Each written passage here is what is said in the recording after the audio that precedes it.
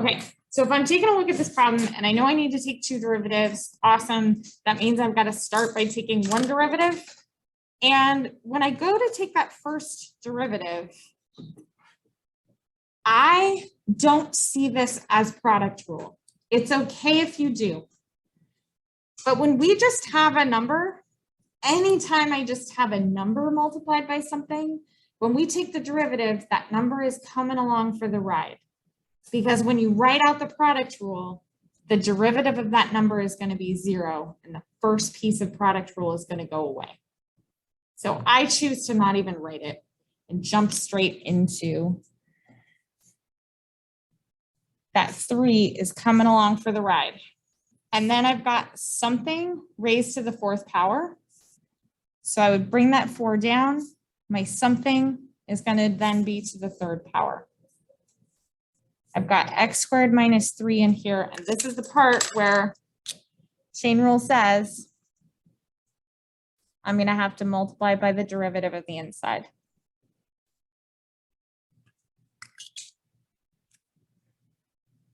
To x. If I just had to take one derivative, I would quit here. But because I know I'm going to take another derivative, I'm going to take a minute to kind of recollect things before I move on to a second derivative. So I would choose to rewrite this. Again, I'm not taking a derivative yet. It's still just our f prime. But I'm going to have 3 times 4 times 2. So 12 times 2, I'm at 24. So I would have 24x times x squared minus 3 cubed. This time when I look at it, I have to do a product rule because that thing in the front is no longer just a number. Now it's got an x in it. So I've got 24x. So this piece I'm going to have to deal with. When I've got that product rule going on, I'm going to take the derivative of the first piece and get 24 times, leave the second piece alone, plus leave the first piece alone, times the derivative of the second piece. And since that second piece is something to the 3rd power, I'd bring that 3 down in front and have all of that stuff to the 2nd power. Chain rule says I had some stuff in parentheses here, so I have to remember to multiply by the derivative. Depending on the context of the question, I might get to just quit there and call it a day. That is definitely the second derivative. Now, if I had to do something more with that, we could factor things out of this. And I'm happy to like practice doing that if anyone wanted to practice doing that. So that last piece, the 3 pulled out front, so you Yep. have to do that and then the derivative. Yep. So it's like, okay, so that part is, what do you call that part? Pulling out 3 and then, is that chain rule? So the pulling the 3 down in front and subtracting 1 from the exponent, that's kind of our general power rule. Okay, power rule. Yeah. Okay, so it's like a combination of the two. Totally. All right. And most of the derivatives that we take are going to be a combination of things. Yeah. Annoying, but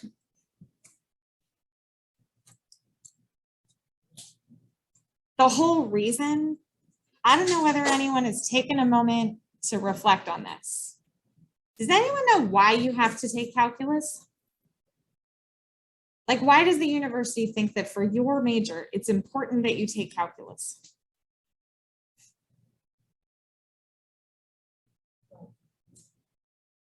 Anyone have thoughts?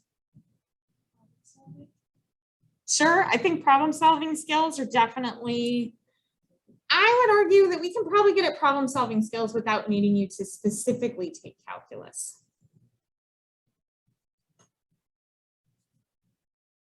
So I'm going to share why specifically calculus.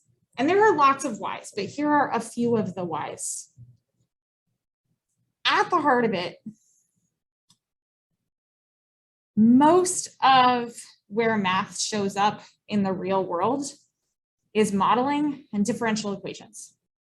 When I say differential equations, just think derivatives and equal signs. That's all we need for it to be a differential equation. Technically, we just wrote a differential equation because it has a derivative and an equal sign. Almost everything that we study, measure, observe, and experience is stuff that is happening over the course of time. We're looking at changes over time. And at the heart, that's what derivatives are. So almost no matter what field you intend to study, chances are good that eventually you're going to be talking about rates of change. Do I really know that this models something specific? No, we're practicing the mechanics of it, right? Because the actual models are far more complicated than this. And the reality is that computers do a lot of the work for us these days. But the whole idea of actually having y'all take calculus is to get this understanding and appreciation for both the complexity that can arise in the models, but also what those derivative things mean. Okay, I'll get off my soapbox, just letting everybody know that there really is a purpose. I know it can feel like, why are we doing this? There really is a purpose. I can't come up with off the top of my head something cool that models this. But I do think that the section on related rates and the section on optimization are at least someone's attempt to put derivatives in context. Okay, that was the specific question I was asked. Are there any other like specific questions that anyone wanted to talk about today? Oh, we got another one. I'll take it. Oh, good. I was hoping someone would ask some implicit differentiation. So we practiced a little bit of this on Tuesday, and we did some related rates on Tuesday, but I think we could use more of both.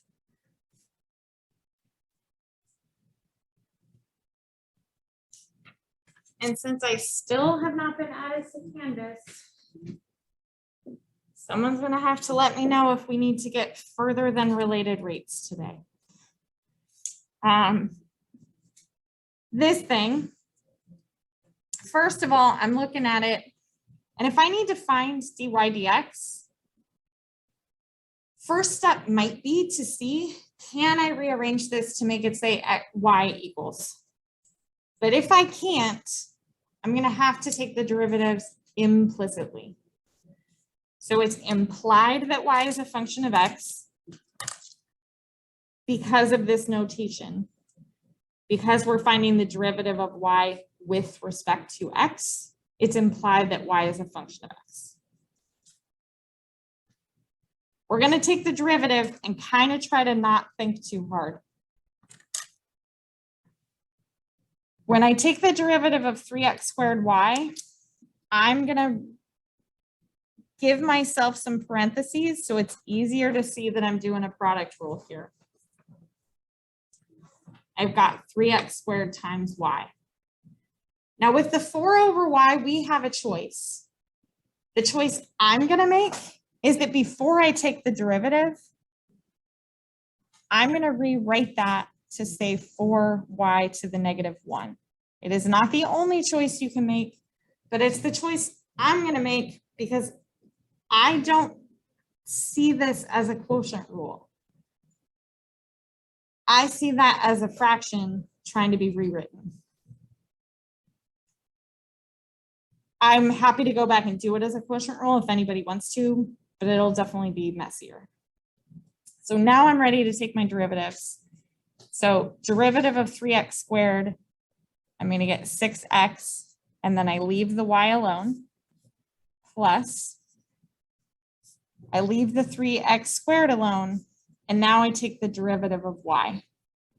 Because we're doing this implicitly, when I take the derivative of y, I'm going to choose to write that as dy dx, mostly because I don't want my y primes to look like a y to the first power. That's a me handwriting problem. Next piece, I've got something to the negative first power. So that, oh, sorry, I meant to write a plus and I put an equal sign. I'm going to have -1 times -4. So positive 4y to the -2. But I've taken the derivative of something that has a y. So I'm going to remember to multiply by dy dx. On the right-hand side, the derivative of 0 is still 0.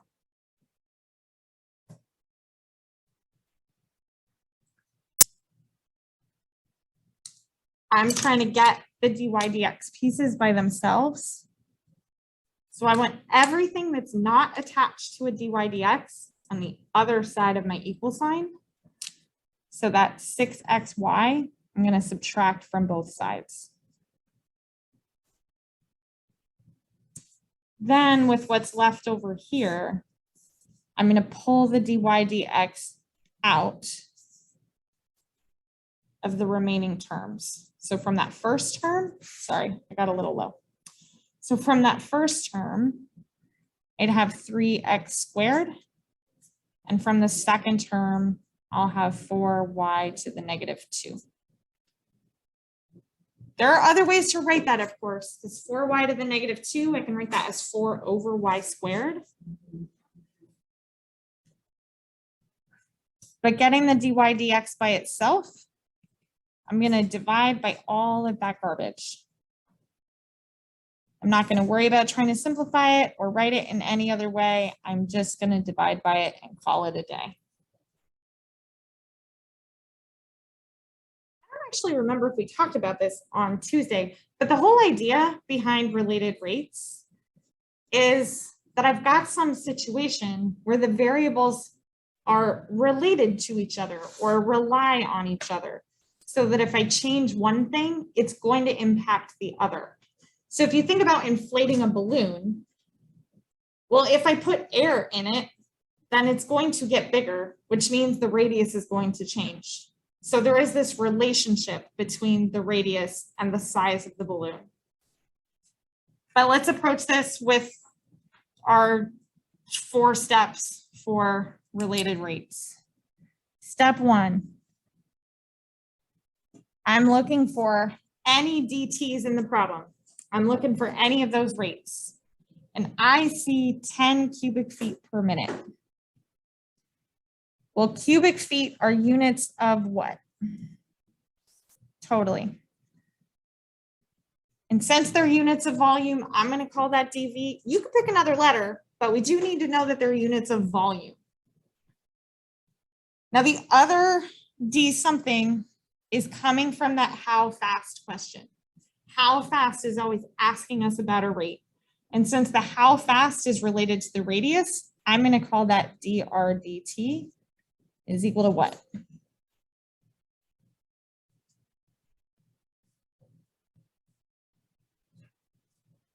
Step 2, I need an equation. I know the book tells us to draw a picture. Picture is not always helpful. If it's helpful for you, go ahead and draw a picture. I don't need a picture. Picture's not going to help me magically intuit the volume of a sphere. We just kind of have to know it or be given it or look it up. So the volume of a sphere is 4/3 pi r cubed. Great. I didn't need a picture for that. I do want to make a quick check that the equation I have only uses the variables that I've got rates for. My only variables are V and R. My only rates are V and R. We're good. We can move on. Step 3, it's time to take the derivative.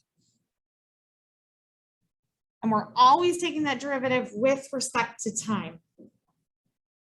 So my derivative of V would be dV dt.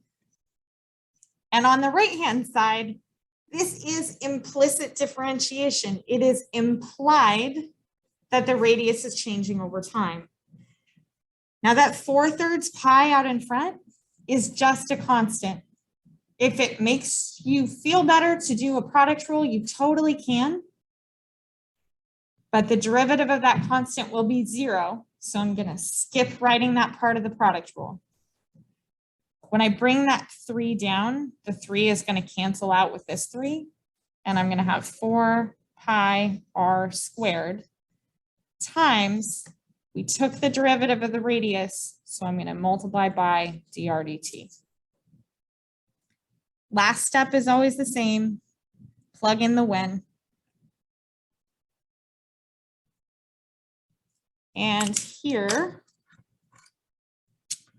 our when is that the radius is 3.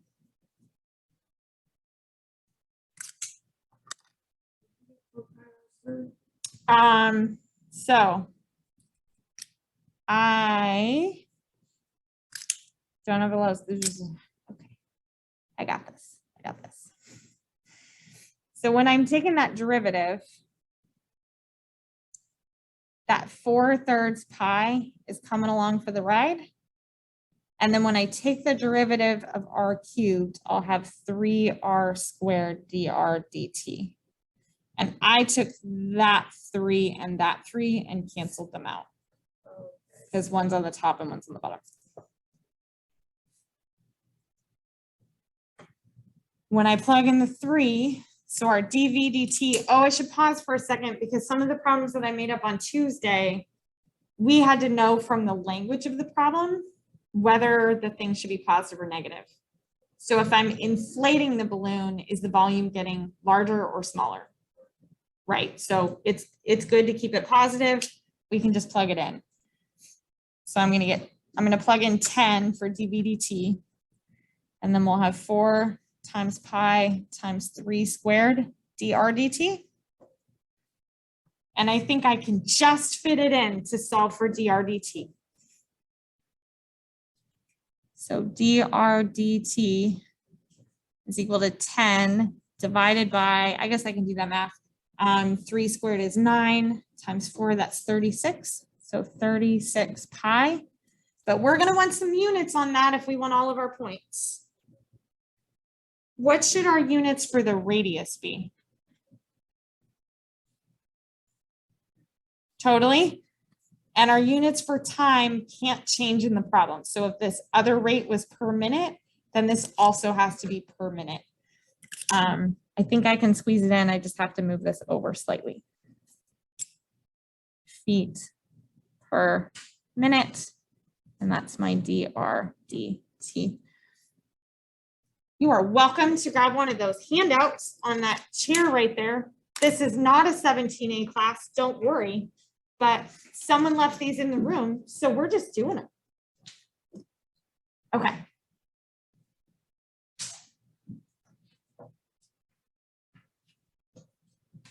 I definitely do want to do problem 1.2 on this lovely handout. It is another classic. When these were labeled classics, they weren't kidding. These are some good math problems. Okay, so How did you get R? Sorry. it's given to us in the problem. Oh, okay. So the last step of every related rates problem is we're going to look for the words in the problem, and somewhere in those words, it's going to say when. Okay, perfect. Yep. So step 4 is always the when.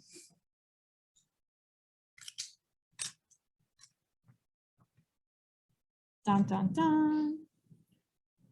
Okay. So I want to take a look at problem 1.2. I don't know, maybe that's too small to read. For folks in the room, you've got it in front of you, so I'm not worried. I'm worried about the folks on Zoom. So you all are gonna, okay. So on Zoom, you're gonna have to tell me if that's too small to read. Otherwise, I'm just going with it and I'm not writing it over again. Thank you for those that told me it was okay. So, a 10-foot ladder leans on a wall on flat ground. The top of the ladder slips downward at a constant rate of 2 meters per second. How fast is the bottom of the ladder sliding when the top is 4 feet away from the ground? That's going to take me a minute to think about.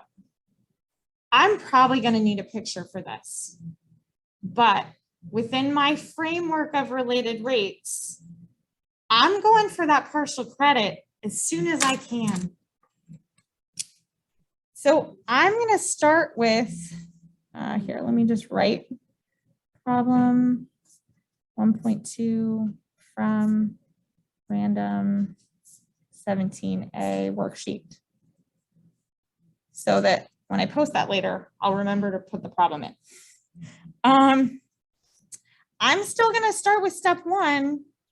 I am going to look for any rates that they've given me in the problem. I'm not going to get caught up in what the picture looks like. I'm not going to get caught up in what the words say. I'm just going to focus in on the calculus-y part. 10-foot ladder. That doesn't have a per unit time. It's not a rate. I'm moving on. Constant rate of, there we go. We got a rate, 2 meters per second. I kind of need a letter to attach to those 2 meters per second. And it kind of doesn't matter what it is, but it's the ladder slipping downward. I don't know, top of the ladder. Maybe I'll call it T because it's the top of the ladder. Letter doesn't matter. You can pick a different, oh no, I don't want dt. That sounds bad. How about L for ladder?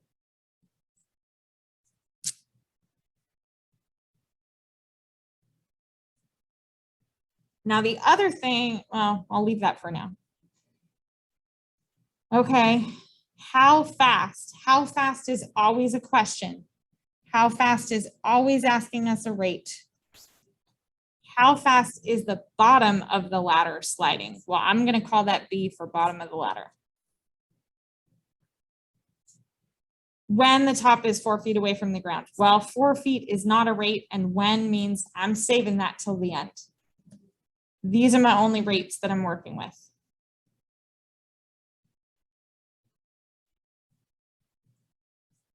Step 2, I need an equation, and this is a situation where I'm going to need a picture to help me find an equation.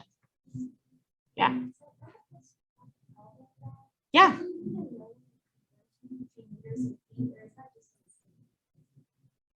Oh, that's an excellent question. I bet for 17A, they actually wanted us to convert the units. I'm going to vote that we don't.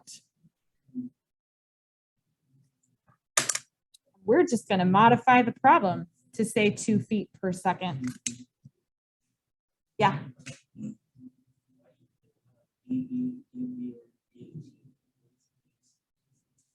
So B for me is the bottom of the ladder. I think it'll be more clear once we try to get a picture going on. But I just had to pick a letter because it's the thing we're looking for. It's that how fast part that we're looking for. So now I'm going for a picture. I need a wall and I need the ground. So here's the ground. Here's a wall. I was a physics major. I don't know why whenever we draw walls, we do little slanted lines. I don't know why. Signify it's really solid or something. Anyway, here's the ground and the wall, and we've got a ladder leaning against it. So here's my ladder. I need a really low budget prop.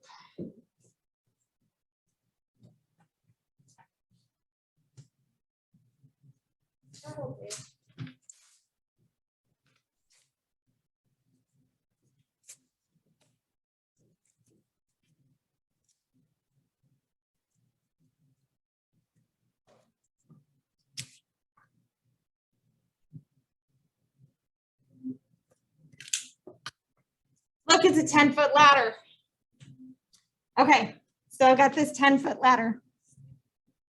I needed the prop because I do actually think it's important to see what mechanically what's happening in the problem. So I've got this 10-foot ladder, and we know that the top of the ladder is sliding down the wall. And we're being asked what's happening with the bottom of the ladder relative to the ground.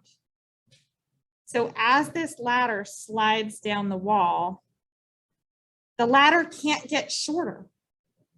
It's a 10-foot ladder. So as it slides down the wall, it makes sense that the bottom of the ladder has to slide out.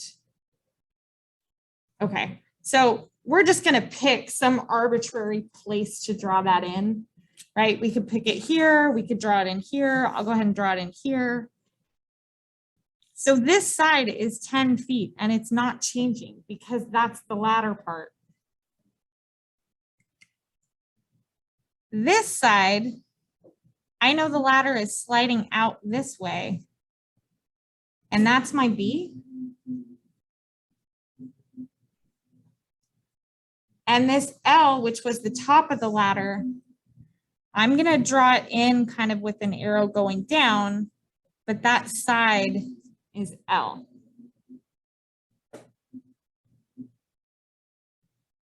I kind of have an issue with units and or not units on this, but directionally.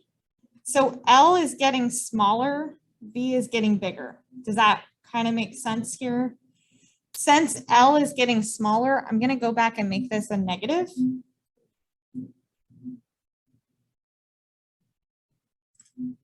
It sort of wasn't clear until I had the picture, but now that I've got the picture and my ladder can move. So now I need an equation. This is one of the classics because it's Pythagorean theorem. I'm back to 10 squared is equal to B squared plus L squared. And I'm going to go ahead and write the 10 squared as 100.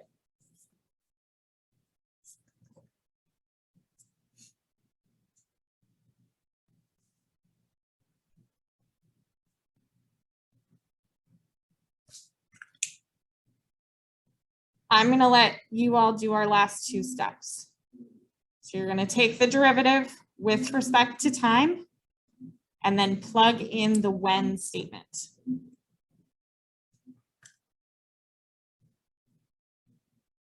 Give that a shot on your own. Let's see what we got.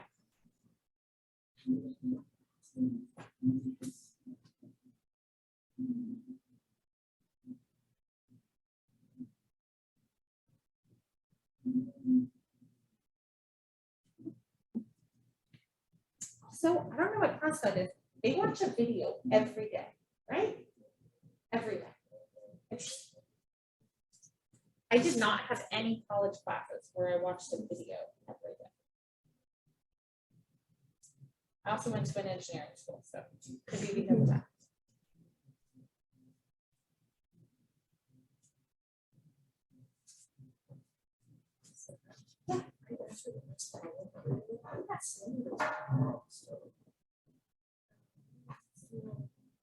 Maybe I wrote this one, but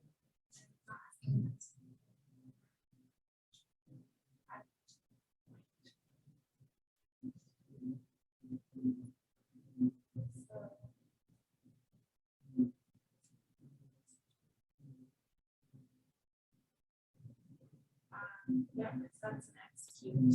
I'm gonna insert this word. Thank you. But Well, no, it's gonna change everything. it's this. It's gonna change. Yeah, so I probably wrote the wrong thing down when I copied it up there. Because that was a cube, and I bet I wrote it as a square. Okay. Yeah, so that's gonna change what your inside derivatives are. Okay. Yeah. Oh, so this is gonna be. Sorry about that. How are you doing? Cool. Jumping too hard. Take a derivative. Partial credit already.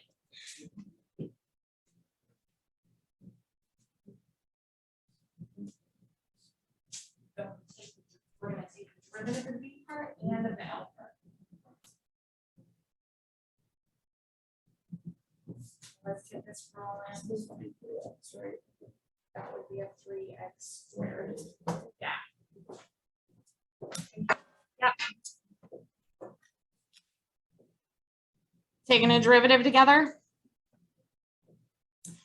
So my derivative of 100 is going to be 0. Derivative of b squared, I'm going to have 2b times, because we're doing it implicitly, I need to include the dB dt.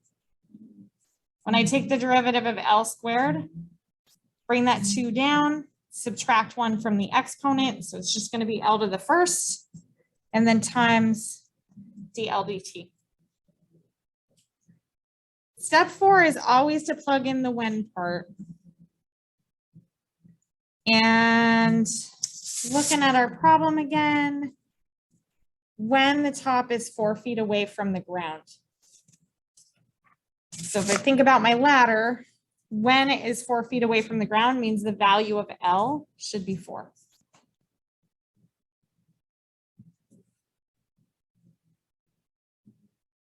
Well, to plug stuff into the formula, I also need the value of B. Kind of annoying, but I'm going to have to go back to Pythagorean theorem to get that. So if L is 4,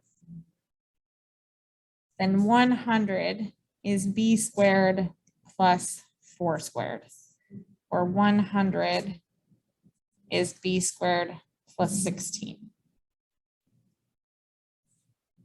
So B squared is 84.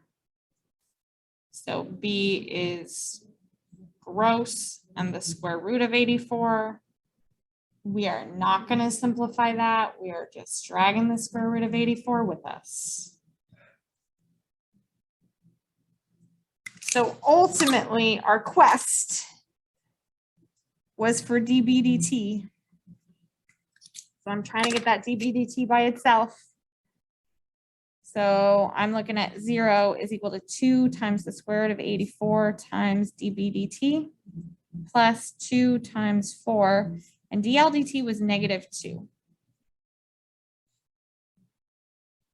And if I rearrange that slightly, 2 times 4 times another 2, that's a -16. So when I add it to the other side, I'll have a positive 16 divided by 2 square roots of 84. And that is my dB dt. Want to make sure we have units of feet per second. And then just quick reality check. Does the sign make sense? And it does, because we said that as the ladder slides, L gets smaller, but B gets bigger. So we're expecting that rate of change to be positive.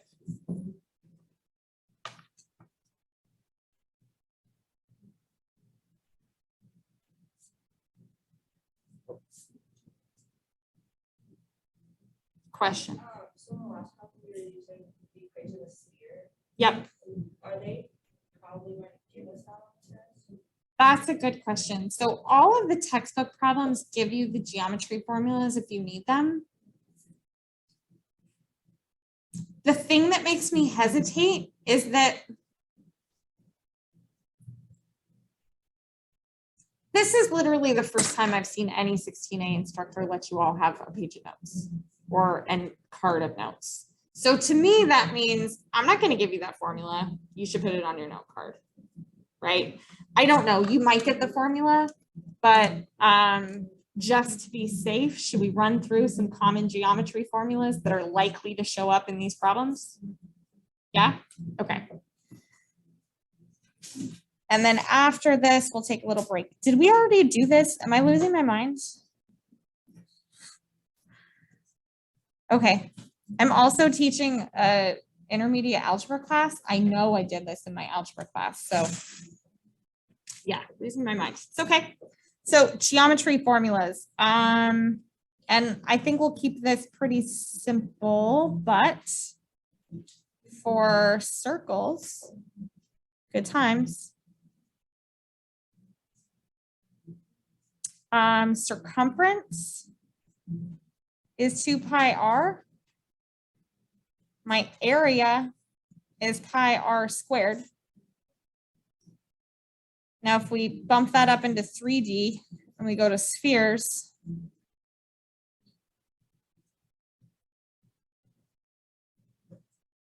It's my attempt at drawing a sphere. If we go to spheres, we talk about surface area, and that's 4 pi r squared, and the volume is 4/3 pi r cubed.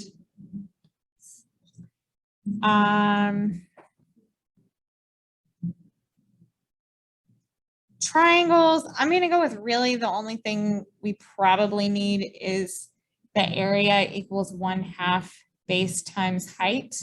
Though I will say Pythagorean theorem shows up a lot in related rates problems. So you should also know that if we have a right triangle, the Pythagorean theorem would apply. If I were to take that triangle and spin it around in a circle, I would end up with a cone. And for cones, nobody remembers what the surface area of a cone is. You'll go look it up if you need it. I promise nobody's expecting you to know that, but the volume you might have to. And the volume is 1/3 pi r squared h. Couple more shapes we ought to know. A cylinder.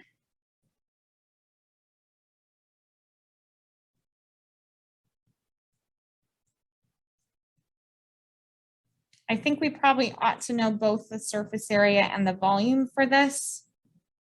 The volume's easier. The volume is pi r squared h. The surface area for a cylinder is kind of interesting because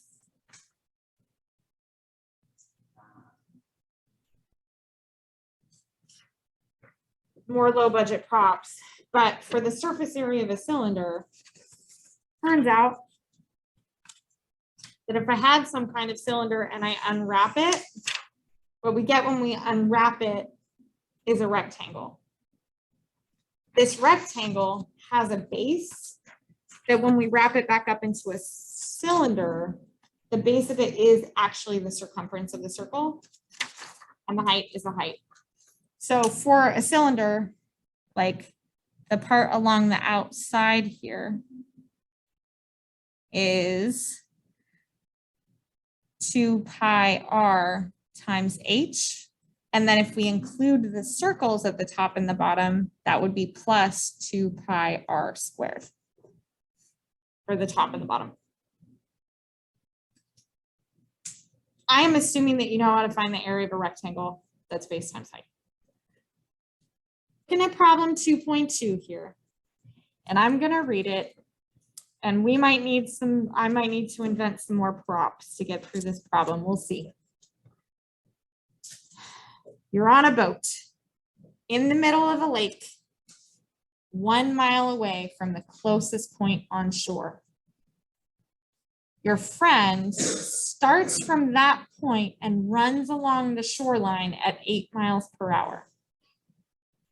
Let theta be the angle corresponding to the distance your friend has run along the shoreline if you are the hinge point. At what rate is theta changing when theta is pi over 3? Okay.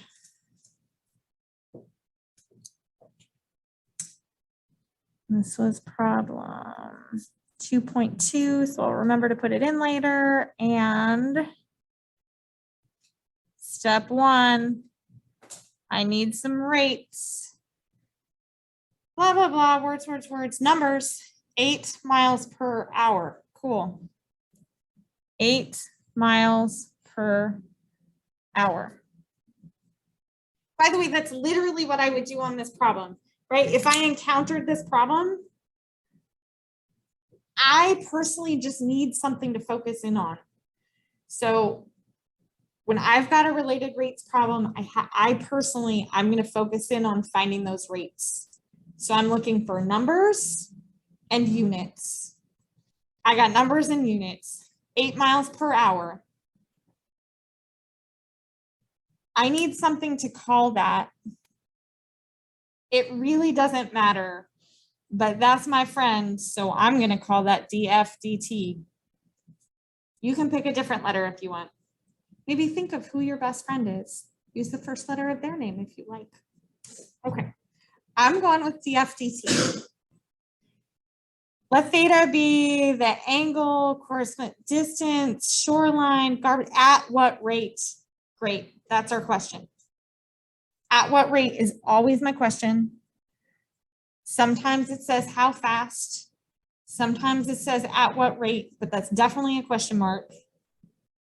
And since it's asking at what rate theta is changing, I'm not going to mess with a good thing. That's d theta dt. There is no point in changing the letter because we want to know how theta is changing. Cool. Now I somehow need an equation. And I need a picture. Okay. Pictures are fun. I'm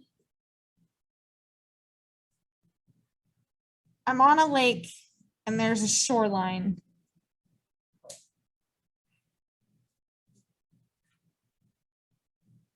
I'm going to go with there was a pretty significant piece of information missing in this problem. It's implied, but it should have been explicitly stated that that shoreline is straight and that that person is running in a straight line. Because if that shoreline is actually curved and the person is running along a curve, that's going to really mess with this problem. So it wasn't stated, but I'm positive it's what they meant. So here's me on the boat. Okay.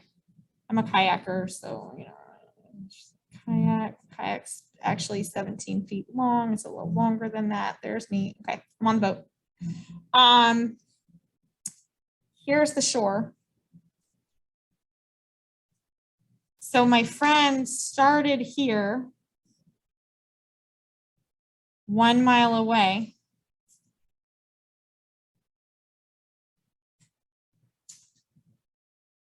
Which direction do you think my friend is running?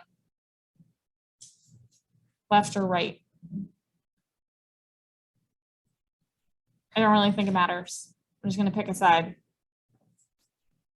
I'm going to say my friend is running this way. So that's my F. Now, this part's a little bit confusing, but it says that I'm the hinge point. So I don't know how I would have worded it better, but it's trying to tell us that theta is here. Why do I know that theta is there? Because it, like, I don't know. I've done a lot of related rates problems. It's always there. There is another option for where to put theta, right? You could think about theta being over here, but the fact that it's telling us that I'm the hinge point, it's trying to like pull theta into me. So that's my theta. Cool. That's actually enough. I need an equation. What's the trig function that goes with the sides I have? It would indeed. So my equation is going to look like tangent of theta is equal to F over 1, which means tangent of theta is equal to F. I don't even need the 1.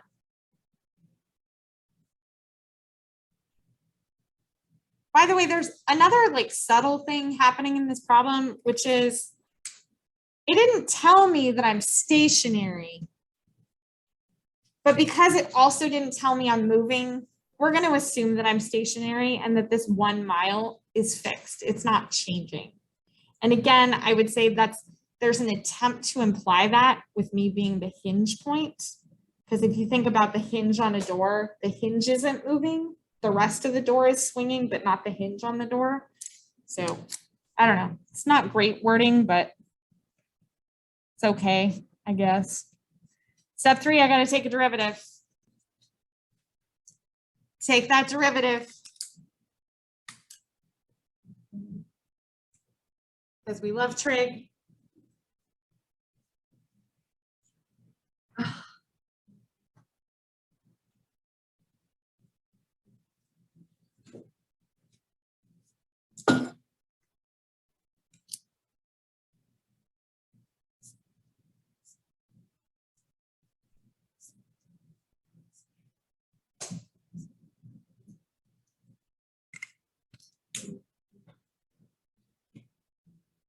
Do we have a derivative? Derivative of tangent is?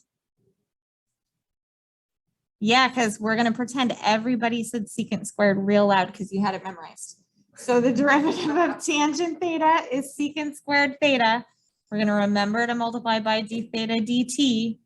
And that f is going to turn into a df dt. Oh, I don't know. I guess I put it over there, but really it's like, there's step 3. Cool.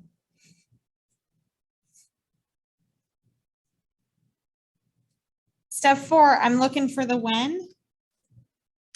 By the way, I often have to read a related rates problem like 12 times because I have to keep going back for the information. That's okay. When theta equals pi over 3. So our when statement here is that theta is pi over 3. And I'm trying to find the d theta dt piece. So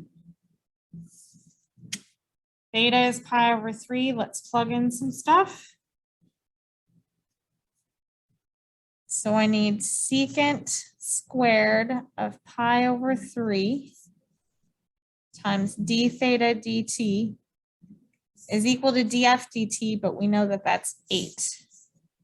So d theta dt is equal to 8 divided by secant squared of pi over 3. Now I'm going to do an extra thing that you don't have to do, but I do not have trig values memorized for secant. I know sine, cosine, and tangent. I don't know their reciprocals. I can figure it out. But since I'm dividing by secant squared anyway, I might as well rewrite that to say cosine squared pi over 3. Since secant is 1 over cosine. Question. Yeah, if you know what secant of pi over 3 is. Like, honestly, I'm expecting a number here. I'm not expecting to have it left as secant squared pi over 3. I'm expecting that because that's a nice value, I'm expecting us to write the nice value. So cosine of pi over 3, anybody?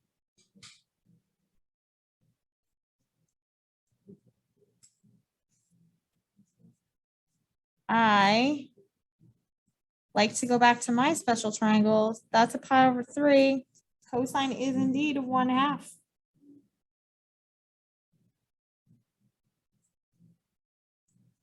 Which means this actually works out super nicely. And it is 2 radians per second.